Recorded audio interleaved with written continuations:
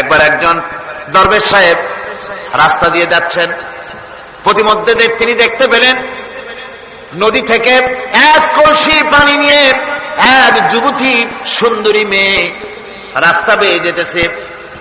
দরবেশ সাহেব দাঁড়ায় গেলেন আর ওই যুবতীর দিকে এক নজরে তাকায় আছেন, চোখে পলক দেয় না। এরপরে যুবতী থমকে দাঁড়ায় গেল।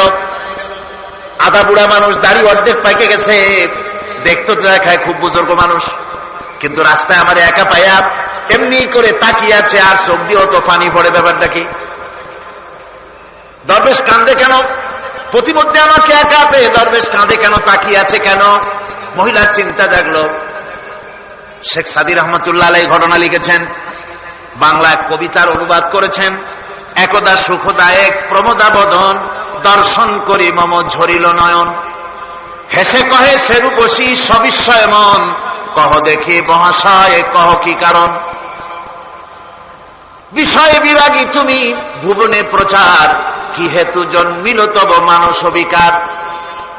যুবতী মেয়েটি বলছে, ওগো দরবেশ সাহেব, হুজুর সাহেব, আমি একটা যুবতী মেয়ে লোক, রাস্তায় আমাকে একা পেয়ে আপনি আমার দিকে তাকায় আছেন আর কাঁদতেছেন। এই বৃদ্ধ বয়সে ভীমরতি হলে কেন? আমাকে দেখে কাঁদে কেন আর এক নজরে কেন তাকায়ছেন? কারণটা কি? কি কুমতলব আছে?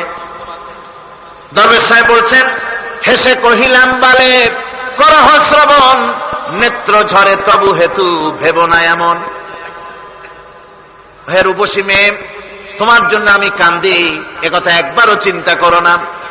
যে শিল্পী রচিল ওই সুধাংশু বদন, তাহার তরে ঝরে নেত্র নয়নে জীবন। তোমার প্রেম পাওয়ার জন্য তোমাকে দেখে লোবাতুর এবং কামুক হয়ে তোমার দিকে তাকায় কান্দি, একবারও ভেব না। আল্লাহর কসম, আমি কাঁদতেছি তোমার এত সুন্দর স্বাস্থ্য আর চেহারা যে আল্লাহ রাব্বুল আলামিন বানায় দিলেন, না জানি সেই আল্লাহ কত সুন্দর, যার সৃষ্টি এত সুন্দর সেই আল্লাহ রাব্বুল আলামিন না জানি কত সুন্দর। আল্লাহ পাক সেই সুন্দর আল্লাহ রাব্বুল আলামিনকে দেখার তৌফিক যেন আমরা পাই। জোরে বল আমিন।